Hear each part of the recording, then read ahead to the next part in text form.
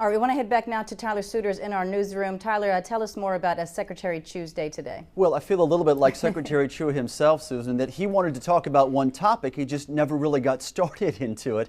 The reason today he didn't get to talk about clean energy R&D, the reason he was there, in fact, is because of partisan agendas. There were a few exceptions among the members on the Senate Energy Committee today, but generally, the Democrats at today's hearing wanted to talk about capping carbon.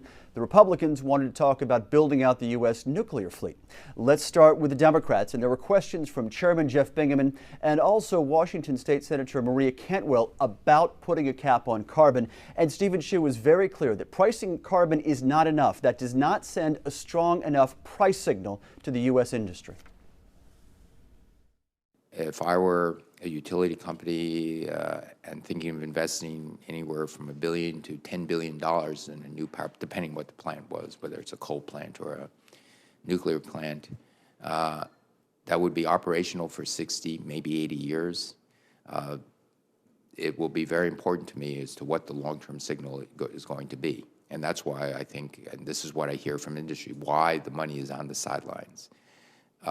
You can't make those investments. The financial institutions, the banks, are holding back, saying, "Well, I'm not sure we can make these loans because we don't know what the lay of the land is today."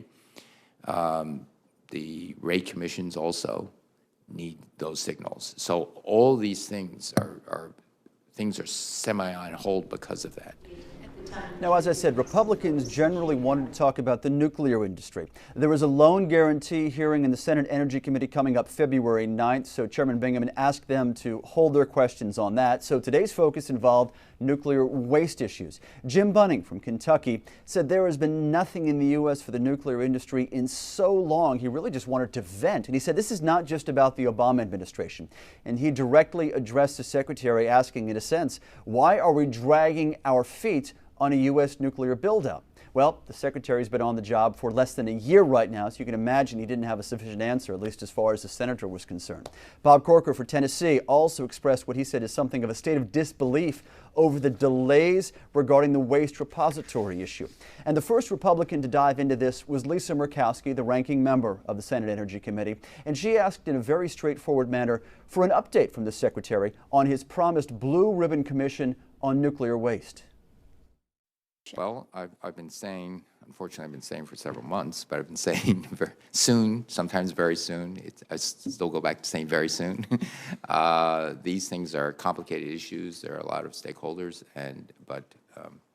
so at this point in time, there's no immediate plan to convene?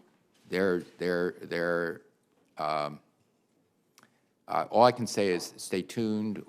We in the Department of Energy and the administration are working hard to push this thing forward as fast as possible to convene the committee with a reasonably short time scale. And so you know, there are vetting issues, there are all sorts of things but we're in the final stages of that. I guess it makes me, I just got to be candid, less trustful of the department as it relates to that, and I just don't understand it. I mean, it seems like on every count, I know the chairman, and I appreciate, sort of preempted me on loan guarantees, and I'll wait until the hearing to talk about that, but nothing's really happening there.